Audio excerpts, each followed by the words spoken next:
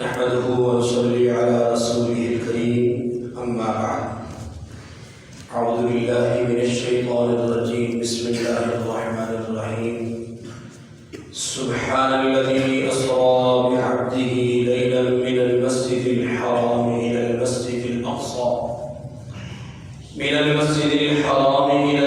الأقصى الذي باركنا حوله لنريه من آياتنا إنه هو السميع البصير آمنت بالله صدق الله العظيم وبلغنا رسوله النبي الكريم ونحن على ذلك لمن الشاهدين والشاكرين والحمد لله رب العالمين رب اشرح لي صدري ويسر لي أمري واحلل عقدة من لساني يفقهوا قولي رب زدني علما رب زدني علما رب زدني علما سبحانك لا علم لنا إلا ما علمتنا إنك أنت العليم الحكيم يا رب صل وسلم دائما أبدا على حبيبك خير الخلق كلهم اللهم صل على محمد وعلى آل محمد كما صليت على إبراهيم وعلى آل إبراهيم إنك حميد مجيد اللهم بارك على محمد وعلى آل محمد كما باركت على إبراهيم وعلى آل إبراهيم إنك حميد مجيد انتہائی محترم بزرگوں، بھائیوں، دوستوں، ساتھیوں، شعبان المعظم کا آج پہلا جمعہ مبارک ہے، لیکن اس ماہ مبارک کے حوالے سے بات انشاءاللہ اگلے جمعے میں کریں گے۔ آج کی یہ نشست سفر معراج کا دوسرا حصہ ہے، اور واقعہ معراج یا سفر معراج کو ہم نے زمین سے زمین تک کے سفر کو گزشتہ نشست میں جانا، سمجھا، پہچانا۔ آج کی اس نشست میں اس سے اگلے مراحل اور اگلے جتنے بھی مشاہدات، واقعات اللہ کے رسول صلی اللہ علیہ وسلم کے اس سفر میں ہوئے، دیکھے، ان کے حوالے سے کچھ معلومات عرض کروں گا۔ پہلی بات، بلا تمہید پچھلی گفتگو کو اس کے ساتھ جوڑے بغیر، وقت کی چونکہ قلت ہے، یہاں سے بات کو آگے چل رہوں گا کہ رحمت دو عالم صلی اللہ علیہ وسلم نے 4 اہم اور مقدس مقامات کی سیر فرمائی، 18 مشاہدات اور واقعات آپ کے سامنے پیش ہوئے۔ اس کے بعد آپ براق سواری پر سیدھا بیت المقدس، مسجد اقصی کی فنا یعنی کنارے اور صحن کے ایک طرف آپ پہنچے۔ آپ نے سواری کو روکا، سواری وہاں پر ایک پتھر کے ساتھ باندھ دی گئی۔ آپ صلی اللہ علیہ وسلم اس کنارے پر پہنچے صحن کے، تو حضرت جبرائیل امین نے آپ سے عرض کی کہ یا رسول اللہ صلی اللہ علیہ وسلم، آپ نے اپنے رب سے دعا مانگی تھی کہ پروردگار میں حور عین دیکھنا چاہتا ہوں، یا حور عین دیکھنا چاہتا ہوں۔ تو رحمت دو عالم صلی اللہ علیہ وسلم نے فرمایا کہ ہاں، میں نے یہ درخواست تو کی تھی۔ تو حضرت جبرائیل امین نے عرض کی کہ یا رسول اللہ، وہ جو ایک سائٹ پر کچھ خواتین تشریف فرمائے بیٹھی ہوئی ہیں، آپ جا کر ان سے ملیے۔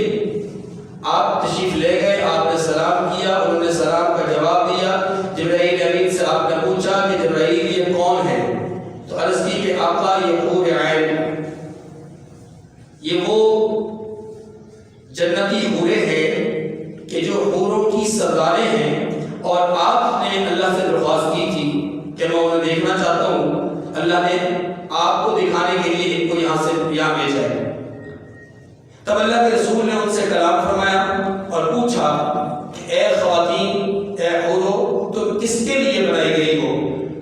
تو انہوں نے عرض کی کہ یا رسول اللہ صلی اللہ علیہ وسلم، ہم خود حسین و جمیل ہیں، اور ہم پاک اور طیب لوگوں کے لیے بنائی گئی ہیں، پاک اور طیب لوگوں کے لیے بنائی گئی ہیں، جو ظاہری اور باطنی دونوں اعتبار سے پاک ہوں گے۔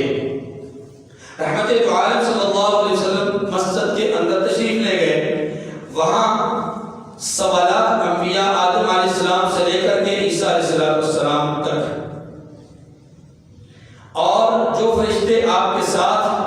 پروٹوکول کے طور پر حرم سے چلے تھے وہ بھی، اور وہ تمام فرشتے جو اللہ تبارک و تعالیٰ نے عرش کی اس ڈیوٹی مخصوص کے علاوہ رکھے ہوئے تھے، ان تمام فرشتوں کو یہاں پر بھیجا۔ اب یہ تمام فرشتے، تمام انبیاء آپ کے استقبال میں ہیں اور اللہ کی حمد و ثنا بیان کر رہے ہیں، اللہ کی حمد و ثنا کے ترانے پڑھ رہے ہیں اور رحمت دو عالم صلی اللہ علیہ وسلم پر درود و سلام کے نذرانے پیش کر رہے ہیں۔ اذان ہوئی، اقامت کہی گئی، رحمت دو عالم صلی اللہ علیہ وسلم سے عرض کی گئی کہ یا رسول اللہ مصلی امامت پر تشریف لے جائے۔ آپ مصلی امامت پر تشریف لائے، آپ نے 2 رکعت نماز پڑھائی، پھر آپ صلی اللہ علیہ وسلم ابھی اپنے مصلی پر تشریف فرما ہی تھے کہ سیدنا ابراہیم علیہ السلام، پھر حضرت موسیٰ علیہ السلام، حضرت عیسیٰ علیہ السلام، حضرت داؤد علیہ السلام اور کچھ دیگر انبیاء، حضرت سلیمان علیہ السلام وغیرہ، وہ اٹھے اور ایک ایک کر کے انہوں نے اللہ کی حمد و ثنا بیان کی اور اپنے اوپر اللہ کی طرف سے نازل شدہ انعامات، رحمت، کرم اور فیاضی اور سخاوت کے جو دریا اللہ نے ان نبیوں پر بہائے، انہوں نے ان کا مختصر ذکر فرمایا۔ آخرکار رحمت دو عالم صلی اللہ علیہ وسلم آپ خود قیام پذیر ہوئے، آپ اٹھے اور اٹھ کر کے آپ نے اللہ کی حمد و ثنا بیان فرمائی، اس کی ستائش بیان کی، اس کی تعریفیں کی اور اس کے بعد فرمایا کہ اللہ کی حمد و ثنا اس بات پر کہ اس نے مجھے رحمت للعالمین بنا کر بھیجا، اللہ کی حمد و ثنا اس بات پر کہ اس نے بشیر بنا کر کے مجھے بھیجا، اللہ کی حمد و ثنا اس بات پر کہ اس نے مجھے نذیر بنا کر کے بھیجا، اللہ کی حمد و ثنا اس بات پر کہ اس نے مجھ پر اپنی آخری کتاب جو کہ اس کا کلام ہے اس کو اتارا، اللہ کی حمد و ثنا اس بات پر کہ اس نے مجھے اولین و آخرین کا خاتم بنا کر کے بھیجا، اور اللہ کی حمد و ثنا اس بات پر کہ اس نے میری امت کو اولین اور آخرین کے لیے حجت اور خاتم بنا کر کے بھیجا۔ تمامی انبیاء کے سامنے اللہ کے رسول نے اللہ کی رحمتوں، اس کی عطاؤں، اس کی کرم نوازیوں کا جہاں ذکر فرمایا، ان میں ایک بار اپنی امت کا بھی ذکر فرمایا۔ یہاں سے آپ علیہ السلام باہر تشریف لے گئے، باہر آپ کے سامنے 4 پیالے پیش کیے گئے۔ نمبر 1 دودھ کا پیالہ، نمبر 2 شہد کا پیالہ، نمبر 3 شراب کا پیالہ، نمبر 4 پانی کا پیالہ۔ آپ صلی اللہ علیہ وسلم نے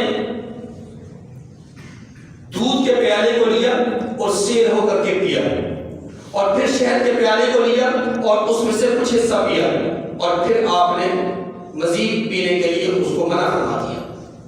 جبرائیل امین نے عرض کی کہ یا رسول اللہ، آپ نے فطرت کو حاصل کیا، آپ نے دودھ کو شہد کو استعمال کیا، پیا، آپ نے فطرت دین کو اپنایا۔ اگر آپ شہد اور دودھ کے بجائے شراب اور پانی میں سے کسی ایک کو منتخب کرتے تو اللہ آپ کی امت کو گمراہ کر دیتا۔ رحمت دو عالم صلی اللہ علیہ وسلم بیت المقدس سے باہر نکلتے ہیں، یہ 4 پیالے آپ کے سامنے پیش ہوتے ہیں، ان میں سے 2 پیالوں کو آپ انتخاب فرماتے ہیں۔ اس کے بعد آپ علیہ السلام صحن بیت المقدس سے باہر نکلتے ہیں، اپنی سواری براق کے پاس پہنچتے ہیں۔ سیدنا جبرائیل امین نے رکاب کو پکڑا ہوا ہے اور جناب میکائیل نے اس کی باپ کو پکڑا ہوا ہے۔ ایک روایت میں آتا ہے آپ علیہ السلام اسی براق پر سوار ہوئے اور فرشتوں کے جھرمٹ میں آپ زمینوں سے آسمانوں کی طرف روانہ ہو گئے۔ اور دوسری روایت میں آتا ہے کہ رحمت دو عالم صلی اللہ علیہ وسلم کے لیے ایک خصوصی سواری، یہاں سے آگے سواری تبدیل ہو گئی، ایک خصوصی سواری بھیجی گئی جو کہ زبرجد اور زمرد کے سے بنی ہوئی تھی، اور اللہ تبارک و تعالیٰ نے اسے جنت الفردوس سے تیار کرایا تھا۔ اور یہ سواری کیا تھی؟ یہ سواری نہیں تھی بلکہ یہ سیڑھی تھی جسے بطور سواری کے استعمال کروایا گیا، اور یہ زمرد اور زبرجد یہ جو ہیرے ہیں، پتھر ہیں، ان سے تیار کرتا تھا اور جنت الفردوس سے تیار ہو کر کے آئی۔ اللہ کے رسول نے اس پر قدم مبارک رجا فرمائے اور آپ یوں زمینوں سے آسمانوں کی طرف روانہ ہو گئے. پہلے آسمان پر پہنچتے ہیں. پہلے آسمان پر سوال جواب کو عرض کروں گا, پھر ساتواں آسمان تک اس سوال جواب کو دوبارہ دہراؤں گا, لیکن وقت کی قلت ہے. رحمت دو عالم صلی اللہ علیہ وسلم پہلے آسمان پر تشریف لے گئے تو حضرت جبرائیل امین نے آسمان کے دروازے کو کھٹکھٹایا. اندر سے آواز آئی کہ دروازے پر کون؟ جبرائیل امین نے فرمایا کہ میں جبرائیل. پوچھا گیا آپ کے ساتھ کون؟ جواب دیا آقا صلی اللہ علیہ وسلم. سوال کرنے والے فرشتے نے پوچھا کہ یہ خود آئے ہیں یا بلائے گئے ہیں؟ کیا انہیں بلانے کے لیے کوئی پیغام بھیجا گیا تھا, کوئی قاصد کیا تھا, کوئی سفیر کیا تھا؟ جبرائیل امین نے فرمایا ہاں انہیں بلایا گیا ہے, خاص پروٹوکول کے ساتھ, خاص اعزاز اور شان کے ساتھ بلایا گیا. دروازہ کھول دیا گیا. دروازہ کھلا. رحمت دو عالم صلی اللہ علیہ وسلم کو انہوں نے مرحبا کہا اور آپ علیہ السلام دیکھتے ہیں کہ ایک بزرگ ہیں اور وہ ایک جگہ پہ تشریف فرما ہے. رحمت دو عالم صلی اللہ علیہ وسلم سے جبرائیل امین نے عرض کی کہ یا رسول اللہ آگے بڑھیے, یہ آپ کے والد محترم جناب آدم علیہ السلام ہیں, انہیں سلام پیش کیجیے. جناب رسول اللہ صلی اللہ علیہ وسلم نے آگے بڑھ کر سلام پیش کیا اور آپ علیہ السلام فرماتے ہیں کہ میں نے دیکھا کہ جناب آدم علیہ السلام کے دائیں طرف بھی کچھ صورتیں ہیں, آپ کے بائیں طرف بھی کچھ صورتیں ہیں. جب آپ اپنا رخ مبارک دائیں طرف کرتے ہیں تو آپ مسکراتے ہیں, ہنستے ہیں, اور جب آپ اپنا رخ مبارک بائیں طرف کرتے ہیں تو آپ روتے ہیں. میں نے جبرائیل امین سے پوچھا کہ جبرائیل یہ کیا ماجرا ہے؟ دائیں طرف دیکھیں تو ہنستے ہیں مسکراتے ہیں, بائیں طرف دیکھتے ہیں تو روتے ہیں. جبرائیل امین نے عرض کی کہ یا رسول اللہ صلی اللہ علیہ وسلم یہ اولاد آدم ہے, کچھ دائیں طرف ہیں کچھ بائیں طرف ہیں, کچھ وہ ہیں جو اصحاب الیمین ہیں, کچھ وہ ہیں جو اصحاب الشمال ہیں, کچھ وہ ہیں کہ جن کے نامہ اعمال ان کے دائیں ہاتھ میں دیے جائیں گے, کچھ وہ ہیں کہ جن کے نامہ اعمال ان کے بائیں ہاتھ میں دیے جائیں گے, کچھ وہ ہیں جنہیں جنت میں بھیجا جائے گا, کچھ وہ ہیں جنہیں جہنم میں بھیجا جائے گا. یہ اپنے جنتی بیٹوں کو اولاد کو دیکھتے ہیں تو ہنستے ہیں مسکراتے ہیں, اور جب ان کی نگاہ پڑتی ہے جہنمی بیٹوں پر, جب ان کی نگاہ پڑتی ہے دوزخی بیٹوں پر, جب ان کی نگاہ پڑتی ہے ان لوگوں پر کہ جن کو نامہ اعمال بائیں ہاتھ میں دیا جائے گا, تو رونا شروع ہو جاتے ہیں. اجازت لی اور آگے بڑھے.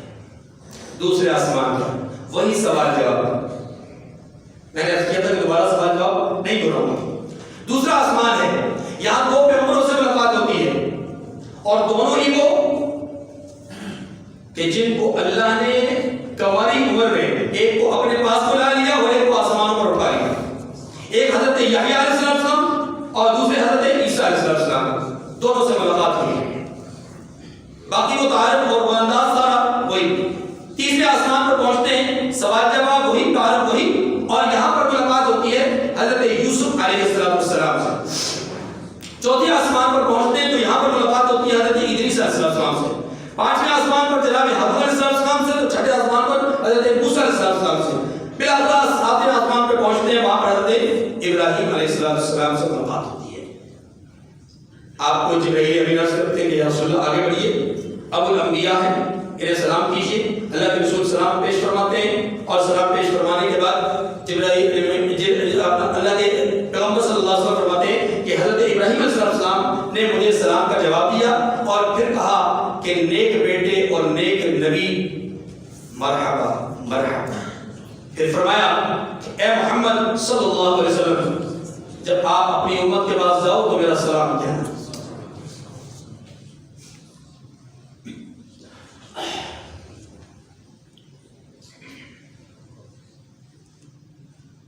اور کہنا کہ جنت کی مٹی بہت عمدہ ہے, اس کا پانی بہت میٹھا ہے, لیکن اس کا میدان چٹیا ہے. اس کے اندر درخت لگانے کی ضرورت ہے, اور وہ درخت سبحان اللہ الحمدللہ لا الہ الا اللہ اللہ اکبر ہے. جتنی دفعہ یہ کلمات بولو گے اتنے ہی درخت تمہارے لیے جنت میں لگ جائیں گے.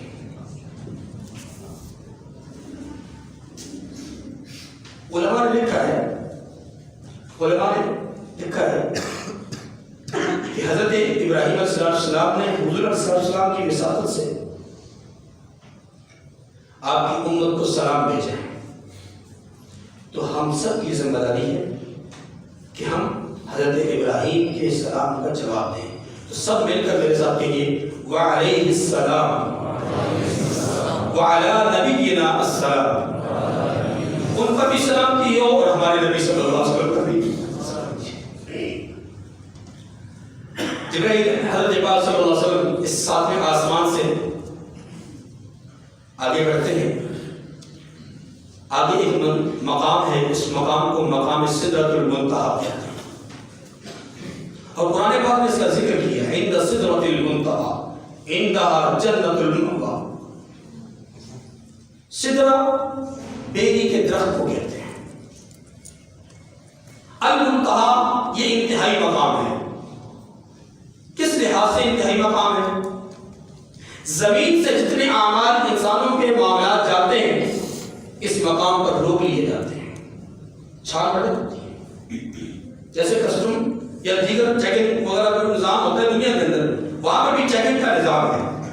یہ مقام وہ ہے کہ جس مقام پر زمین والے فرشتے اوپر نہیں جا سکتے،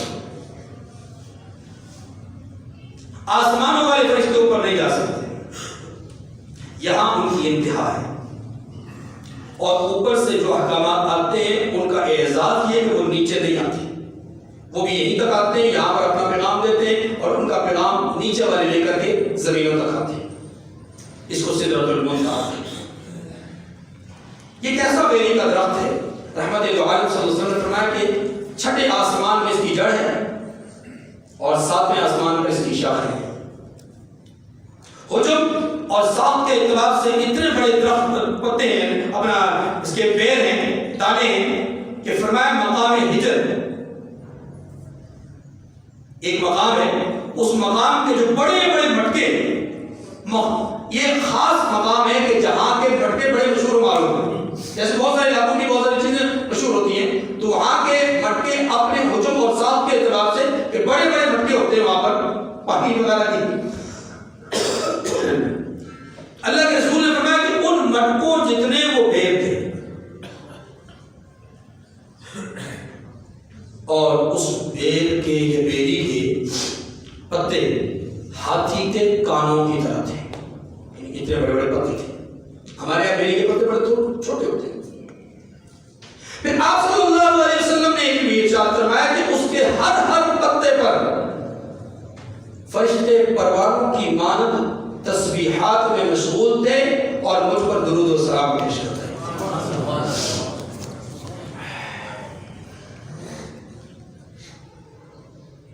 یہ سارے فرشتے اللہ نے جمع کر رکھے تھے حضور کے استقبال کے لیے. اور یہ فرشتے اپنی صورت میں نہیں تھے، اپنی شکل میں نہیں تھے، اپنی حیت میں نہیں تھے، پروانوں کی صورت میں تھے. پروانے جانتے ہیں ان کی صورت میں تھے، کیونکہ اپنی حالت میں یہ آتے تو جگہ کم پڑ جاتی، جگہ نہیں تھی. اللہ نے ایک ایک فرشتے کو بہت وسیع و عریض جسم دے رکھا ہے جسامت کے اعتبار سے، لیکن جتنا بڑا جسم ہے اتنا ہی اللہ تعالیٰ نے ان کو لطیف اور نورانی بھی بنایا ہے کہ وہ سپڑ کر بہت چھوٹے بھی لگا دیتے. رحمت دو عالم صلی اللہ علیہ وسلم کا باقاعدہ استقبال ہوا،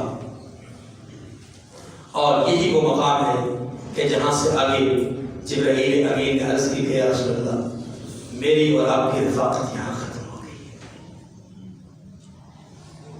اب یہاں سے آگے آپ نے اکیلے جانا ہے. حدیث میں آتا ہے کہ رف رف سواری لائی گئی. یہ سواری کیا تھی؟ سبز رنگ کی ایک مسند تھی جو لائی گئی. اللہ کے رسول تشریف فرما ہوئے، جبرائیل بھی پیچھے رہ گئے، میکائیل بھی پیچھے رہ گئے. اللہ کے رسول تڑے اکیلے رخت سفر باندھے ہوئے آگے جا رہے ہیں. ہر قسم کی آواز بند ہو گئی، نہ انسانوں کی آواز نہ فرشتوں کی آواز. اس مقام پر، مقام سدرۃ المنتہا پر، دو آوازیں آپ کو سنائی دے رہی تھی. ایک آواز فرشتوں کی تھی اور ایک آواز فرشتوں کی اس نو کے قلم کی تھی جس سے وہ اعمال لکھ رہے تھے، احکامات لکھ رہے تھے، معاملات لکھ رہے تھے. اس لکھے جانے کی آواز بھی اللہ کے رسول کو سنائی دی جا رہی تھی. لیکن یہاں سے آگے بڑھے تو وہ آوازیں ختم ہو گئی، فرشتے پیچھے رہ گئے، لکھنے لکھانے کا معاملہ پیچھے رہ گیا، بولنے چہچہانے کا معاملہ پیچھے رہ گیا۔ اب ہر چیز ساکت، ہر چیز ساکت، خاموش، خاموشی ہے۔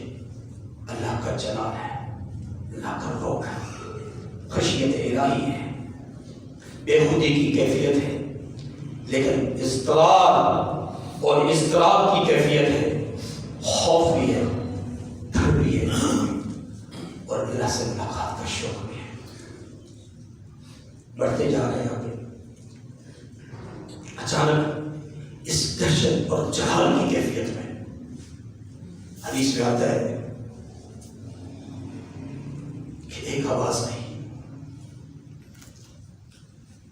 اور وہ آواز کیا تھی؟ قف یا محمد فإن ربک یصلی، اے محمد کھڑے ہو جائیے، رک جائیے، ٹھہر جائیے، آپ کے رب نماز میں مشغول ہے۔ میں لفظ کا ترجمہ کر رہا ہوں، لفظی ترجمہ کر رہا ہوں، آپ کے رب نماز میں مشغول ہے۔ رسول اللہ فرماتے ہیں یہ جو آواز میرے کانوں میں پڑی ہے ابو بکر کی آواز تھی۔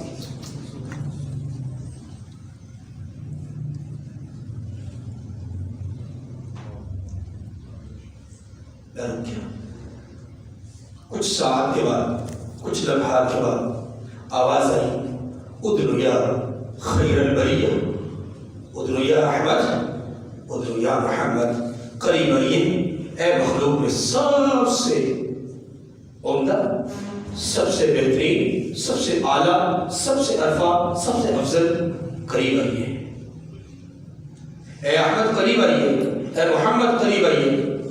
رسول اللہ فرماتے ہیں میں قریب ہوا، 70,000 فرشتے، 70,000 پردے جنہیں میں نے طے کیا تھا، اور ہر پردہ دوسرے پردے سے جدا تھا۔ اب میں نے اپنے خالق اور مالک کو دیکھا، میں نے اپنے رب کی زیارت کی۔ یہی وہ مقام ہے جو مقام ناز ہے، جس کی تمنا اور آرزو موسیٰ علیہ السلام نے کی تھی، رب ارنی انظر الیک، پروردگار دیکھنا چاہتا ہوں، اپنی زیارت کروا دیجیے۔ جواب ہے لن ترانی، موسیٰ دیکھ نہیں سکتے، مجھے نہیں دیکھ سکتے، مجھے نہیں دیکھ سکتے۔ عرض کی یا اللہ دیکھنا چاہتا ہوں، نگاہیں بیدار ہے، دل میں اشتیاق ہے، شوق ہے، اضطراب ہے، دیکھنا چاہتا ہوں۔ جواب ہے لن ترانی، موسیٰ نہیں دیکھ سکتے۔ اچھا زیادہ اصرار ہے کہ وہ سامنے پہاڑ پر نظر ڈالیے، اگر آپ کی نگاہوں نے پہاڑ کے اوپر ہمارے جلال کی تاب کو برداشت کر لیا تو ہم اپنی زیارت کروا دیں گے۔ فلما خر، جب موسیٰ علیہ السلام نے اس منظر کو دیکھا، اس پہاڑ کو دیکھا، تو جلال کی تاب نہ لا سکے۔ خر موسیٰ صاعقہ، موسیٰ علیہ السلام پشت کے بل گر پڑے۔ یہ ہے مقام ناز جو اللہ نے اپنے مصطفیٰ کریم کو عطا فرمایا۔ 70,000 پردوں کے پیچھے اللہ نے اپنی زیارت کروائی۔ یہاں میں ایک بات عرض کروں، روز اول سے صحابہ کرام سے لے کر آج تک اس بات پہ اختلاف چلا آ رہا ہے کہ اللہ کے رسول نے باقاعدہ اللہ کی زیارت فرمائی یا یہ ایک قسم کا تصور تھا۔ اس حوالے سے صحابہ کرام میں بھی اور باقی امت میں بھی دو آرا ہیں۔ کچھ بزرگوں کا خیال یہ ہے کہ اللہ تبارک و تعالیٰ کی زیارت نہیں کی، اور کچھ بزرگوں کا خیال یہ کہ زیارت کی ہے۔ یاد رکھیے یہ وہ معرکۃ الآراء مسئلہ ہے جس کے بارے میں محققین، اس دور کے محققین کی رائے یہی ہے کہ ہمیں ثبوت اختیار کرنا چاہیے۔ ثبوت کس معنی میں؟ جسے جو پسند آتا ہے اس نظریے کو اپنا لے، لیکن دوسرے نظریے والے لوگوں پر ذرہ بھی لگ کشائی کرے گا اپنے ایمان سے ہاتھ دھو بیٹھے گا، اس لیے کہ یہ مسئلہ عام لوگوں کا اختلافی مسئلہ نہیں، صحابہ اکرام کا اختلافی مسئلہ ہے۔ ٹھیک ہے، رحمت دو عالم صلی اللہ علیہ وسلم نے میں زیارت کا قائل ہوں، لیے میں نے کہا اللہ کا دیدار کیا، اللہ کی زیارت کی، کیونکہ جو اللہ نے موسیٰ علیہ السلام کو نہیں دیا، جو کسی اور کو نہیں دیا، میرا ایمان ہے وہ اپنے حبیب کو دیا۔ میرا اپنا نظریہ ہے، میری اپنی سوچ ہے۔ میں مقابر اور ان بزرگوں کے ساتھ ہوں جنہوں نے کہا کہ زیارت ہوئی ہے، لیکن میں دوسروں کو بھی حق سمجھتا ہوں۔ انہوں نے بھی قرآن مجید کی روشنی میں کہا ہے کہ کوئی آنکھ دیکھ نہیں سکتی،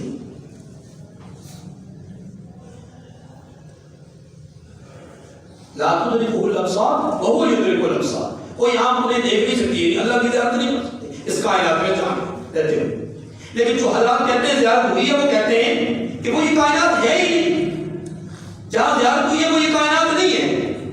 نفی جو کی گئی اس کائنات کی گئی، اس کائنات کی نہیں کی گئی جس کائنات میں 70,000 پردوں کے پیچھے بتایا گیا۔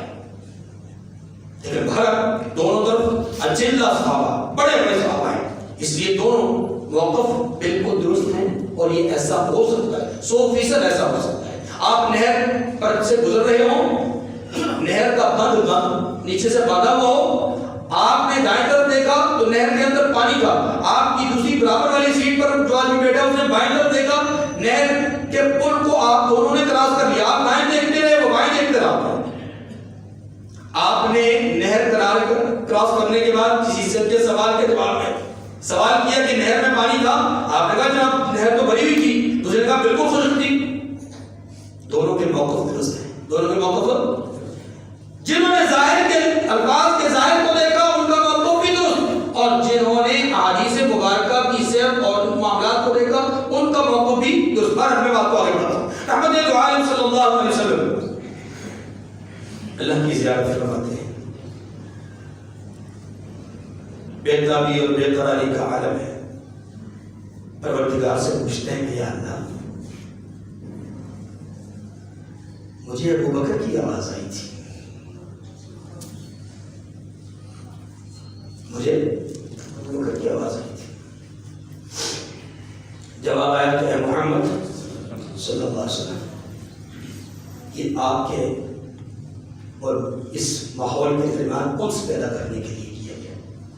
یہ ایسے ہی ہے جیسے موسیٰ علیہ السلام کو طور پہاڑ پہ بلایا تو جب میں نے ابتدا کرنا چاہیے کلام کی تو پہلی بات موسیٰ علیہ السلام کے ہاتھ میں پکڑے عصا سے متعلق پوچھی وما تلک بیمینک یا موسیٰ، موسیٰ اس لاٹھی کے ساتھ کیا کرتے ہو، تاکہ کچھ نہ کچھ الفت پیدا ہو جائے، کچھ پیدا ہو جائے، تعلق پیدا ہو جائے، بات چیت ہم کلامی کا کچھ سلسلہ شروع ہو جائے، اور اس کے بعد پھر میں اپنے جلال اور اپنے جمال کو آشکار کروں۔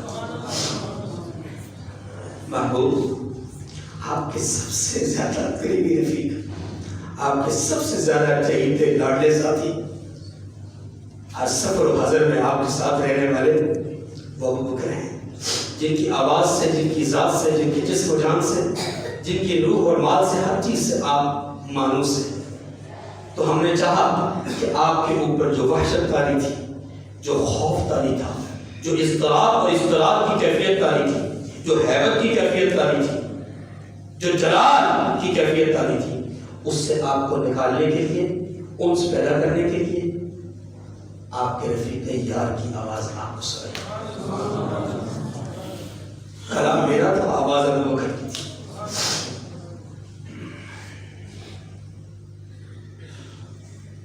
پھر بھی گھٹیا زبانیں ہیں جو بھونکتی ہیں ابو بکر،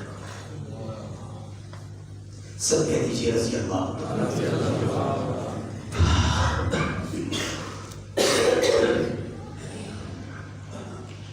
آقا کائنات صلی اللہ علیہ وسلم فرماتے ہیں، میں نے عرض کی کہ یا رسول اللہ، اس آواز میں الفاظ یہ تھے قف یا محمد فإن ربک یصلی، رک جائیے آپ کا رب نماز میں مشغول ہے۔ یا اللہ آپ نماز، آپ اور نماز تو بندگی کی کیفیت ہے۔ جواب دیا ہے محمد صلی اللہ علیہ وسلم، میری نماز وہ نہیں جو بندوں کی نماز ہے، میری نماز نزول رحمت ہے۔ میری نماز کیا ہے؟ والذی یصلی علیکم وملائکتہ لیخرجکم من الظلمات۔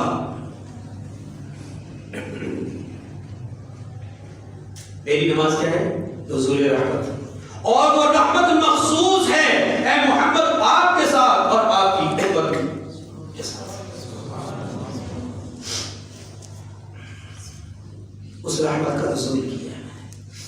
اسی رحمت کے نزول میں مصروف تھا، آپ کا استقبال کر رہا تھا، آپ پر رحمت نازل کر رہا تھا، آپ کو اپنی رحمت میں ڈھانپ رہا تھا۔ اسی رحمت کا نتیجہ ہے کہ آپ یہاں ہیں۔ یہ ہے وہ مقام جس مقام کو قرآن نے کہا ورفعنا، اللہ کا ذکر۔ آج یہ منظر آشکار ہو چکا، بتایا جا چکا کہ والا سوف یعطیک ربک فترضی، آپ کو آپ کا رب اتنا دے گا کہ آپ راضی ہو جائیں گے۔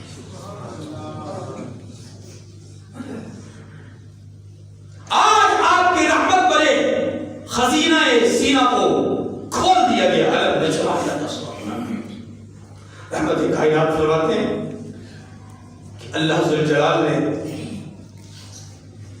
اپنی رحمت خاصہ کو میرے کندھے میں رکھا، اس کی ٹھنڈک میں نے اپنے سینے اور دل میں محسوس، اور اس کی برکت سے اللہ نے مجھے اولین و آخرین کو دیے جانے والے علوم اور فنون مجھ پر آشکار فرما دیا۔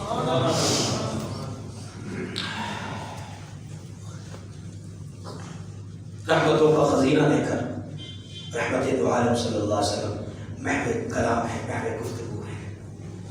کیا عجیب منظر، کیا عجیب حالات ہوئے جب ایک حبیب اپنے محبوب سے، ایک عابد اپنے معبود سے،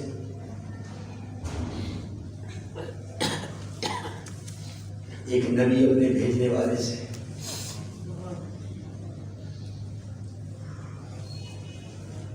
دو بدو آمنے سامنے، ثم دنا فتدلی فکان قاب قوسین۔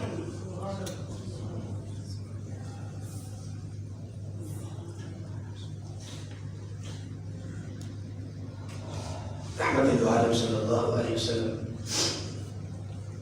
پھر عرض کرتے ہیں، سلام پیش کرتے ہیں، التحیات للہ والصلوات والطیبات۔ بارگاہ عزتی میں سلام عقیدت پیش کرتے ہیں، تمام قولی فعلی ہر طرح کی بات نہیں، یہ اللہ آپ کے لیے ہے، ہر طرح کی حمد و ستائش آپ کے لیے ہے، میرے پاس یہی آپ کے لیے تحفہ ہے، یہی میں آپ کے لیے آپ کی خدمت میں پیش کرتا ہوں۔ جواب آیا السلام علیکم ایھا النبی، محبوب آپ پر بھی سلامتی ہو۔ جانتے ہیں آپ صلی اللہ علیہ وسلم اس وقت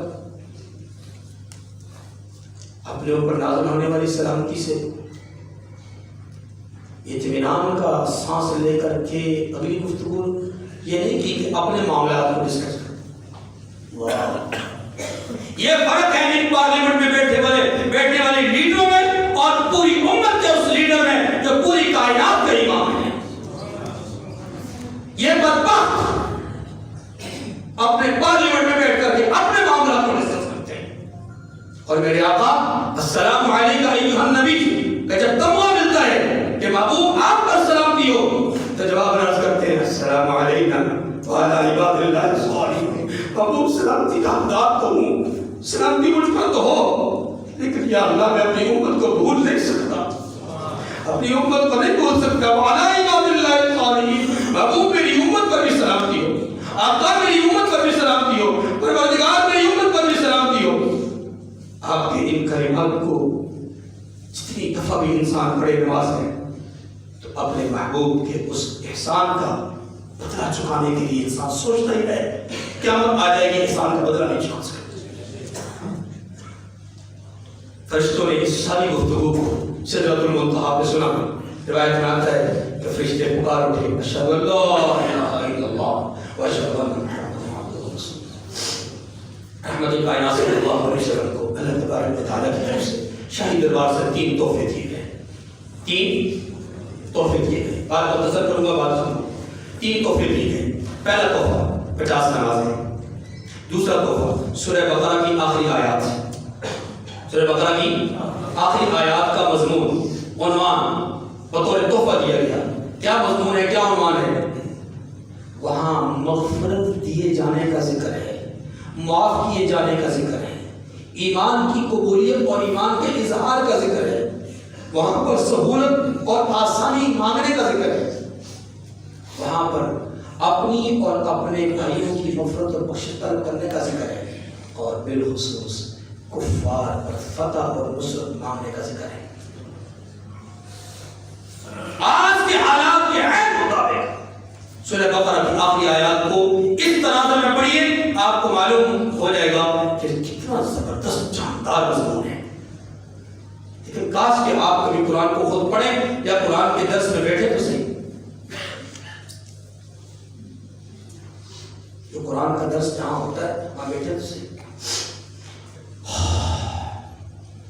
احمد عالم صلی اللہ علیہ وسلم کو تیسرا تحفہ یہ دیا گیا، محبوب آپ کی امت کے وہ لوگ کہ جنہوں نے اپنی زندگی میں شرک نہ کیا ہوگا، گناہ گار ہوں گے، خطا کار ہوں گے، تو میں رب اپنی رحمت سے چاہوں گا انہیں معاف کر دوں گا۔ یہ اعزاز ہے آپ کا اور آپ کی امت کا۔ رحمت کائنات صلی اللہ علیہ وسلم یہ تینوں تحفے لے کر کے واپس تشریف لاتے ہیں۔ ساتویں آسمان پہ ابراہیم علیہ السلام سے ملاقات ہوتی ہے، آپ نے سلام اور جواب دیا اور کوئی تبصرہ نہیں کیا، کسی قسم کی کوئی بات نہیں کی۔ چھٹے آسمان پہ پہنچے، موسیٰ علیہ السلام سے ملاقات ہوئی، تحفے پوچھے گئے، آپ کو تحفے کیا ملے؟ 3 تحفوں کا ذکر کیا، اس میں 50 نمازیں بھی تھیں، اور وہ تفصیلی واقعہ آپ کے سامنے کہ موسیٰ علیہ السلام نے درخواست کی کہ یا رسول اللہ، امت آپ کی عمروں کے لحاظ سے کمزور، جسمانی اعتبار سے کمزور، میری امت اتنی طاقتور، اتنی بڑی عمروں والی، اگر وہ اتنے اعمال نہیں کر سکی تو آپ کی امت کمزور ہوگی، ان کے لیے اعمال کرنا مشکل ہوں گے۔ میرا تجربہ یہ ہے آپ ایسا کریں۔ اللہ اس وقت اللہ تبارک و تعالیٰ پوری جمالی کیفیت میں ہے، ہاں جی پوری جمالی کیفیت میں اس وقت سب کچھ اللہ تبارک و تعالیٰ عطا فرما رہے ہیں، رحمت چوبل پہ ہے، رحمت جوش مار رہی ہے۔ آپ جائیے جا کر کے نمازیں کم کروا دیجیے۔ آپ اس طرح ایک دفعہ گئے، دوسری دفعہ 9 دفعہ گئے، 5 نمازیں کم ہوتی گئی، آخر میں جب 5 نمازیں رہ گئی، آپ تشریف لائے، موسیٰ علیہ السلام نے کہا اے محمد 5 بھی زیادہ ہے، کچھ کم کروا دیجیے۔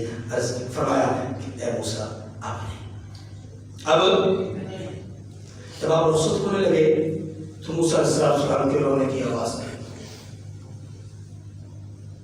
روایت میں آتا ہے موسیٰ علیہ السلام کے رونے کی آواز آئی۔ پلٹ کر آقا صلی اللہ علیہ وسلم نے پوچھا اے موسیٰ کیوں رو رہے ہیں؟ عرض کی کہ یا رسول اللہ رو اس لیے رہا ہوں کہ قیامت کے دن جنت میں جانے والوں میں سے سب سے زیادہ تعداد آپ کی امت کی ہو۔ محنت تو میں نے بھی کی تھی، لیکن کاش کہ میری امت میری بات مان لیتی تو ان کی تعداد بھی بڑھ جاتی۔ ایک حسرت کا اظہار کریں گے۔ آقا صلی اللہ علیہ وسلم جب رخت سفر وہاں سے باندھنے لگتے ہیں، حدیث میں آتا ہے کہ آواز آئی، غیب سے آواز آئی، یا محمد صلی اللہ علیہ وسلم۔ عرض کی یا لبیک، حاضر ہوں میرے رب۔ فرمایا آپ یاد رکھیے میں اپنی سنت کو، اپنے طریقے کو، اپنے حکم کو نہیں بدلتا۔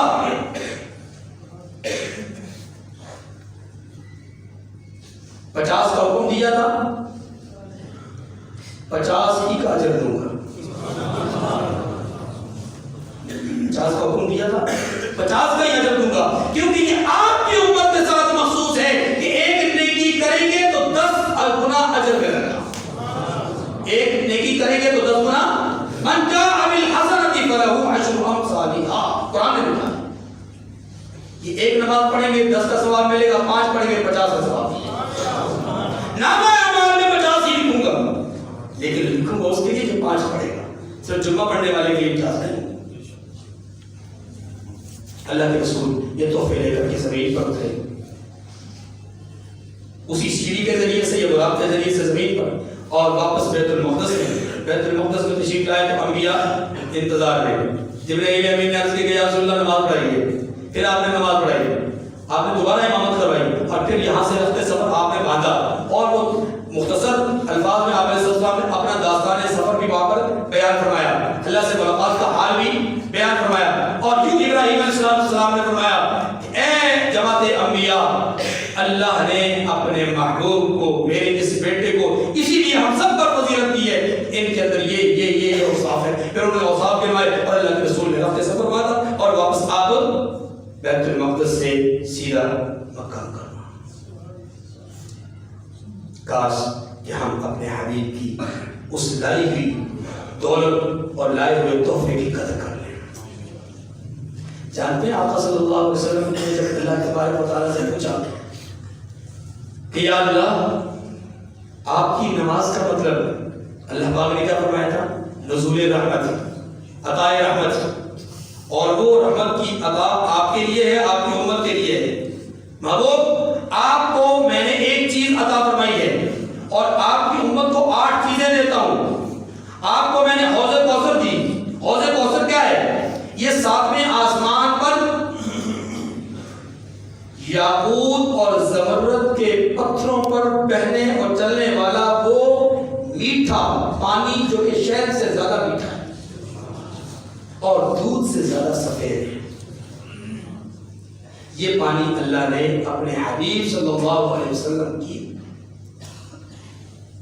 دستے شفقت میں دے رکھا ہے، اور اس پانی کو قیامت والے دن اللہ کے پیغمبر اپنی امت کو پلائیں گے، اور ان کو پلائیں گے جو امت میں سے حضور کے ماننے اور چاہنے والے ہوں گے. یہاں اللہ کے رسول نے 4 نہریں دیکھی تھی، ان میں سے ایک حوض کوثر، دوسری حوض رحمت. ان دونوں کا تعلق جنت سے ہے، اور 2 نہریں جن کو دریا کہا جاتا ہے وہ زمین میں ہیں. ایک کو دریائے فرات اور دوسرے کو دریائے نیل کہا جاتا ہے. اللہ کے رسول نے 7ویں آسمان سے 4 کو دیکھا. اللہ تبارک و تعالیٰ نے محبوب آپ کو ایک چیز عطا فرمائی، حوض کوثر. آپ کی امت کو دی میں نے 8 چیزیں. نمبر 1 اسلام اور مسلمان ہونے کا لقب. اسلام اور مسلمان ہونے کا معمولی لقب نہیں. وَسَمَّاكُمُ الْمُسْلِمِينَ مِن قَبْلُ وَفِي آخِرِ. قرآن پاک نے اس کا ذکر کیا ہے کہ تمہارا نام اللہ نے مسلمان رکھا ہے، یا اللہ کے خلیل ابراہیم علیہ السلام نے مسلمان رکھا ہے. اسلام اور مسلمان ہونا یہ ایک لقب ہے، اور یہ اللہ نے بطور نعمت نزول رحمت امت محمدیہ کو عطا کیا ہے. نمبر 2 ہجرت کی رحمت آپ کو عطا کی ہے. نمبر 3 جہاد جیسی رحمت آپ کو عطا کی ہے. نمبر 4 نماز جیسی رحمت آپ کو عطا کی ہے. نمبر 5 رمضان کے روزے آپ کو عطا کیے ہیں. نمبر 6 صدقہ کی نعمت اور رحمت آپ کو عطا کی ہے. اور نمبر 7 امر بالمعروف اور نہی عن المنکر کی رحمت اور نعمت آپ کو عطا کی ہے. اور 8ویں اور آخری بات احمد عالم صلی اللہ علیہ وسلم فرماتے ہیں اللہ تبارک و تعالیٰ نے میری امت کو فاتح اور اولین و آخرین کا خاتم بنایا ہے. کنتم خیر امت اخرجت للناس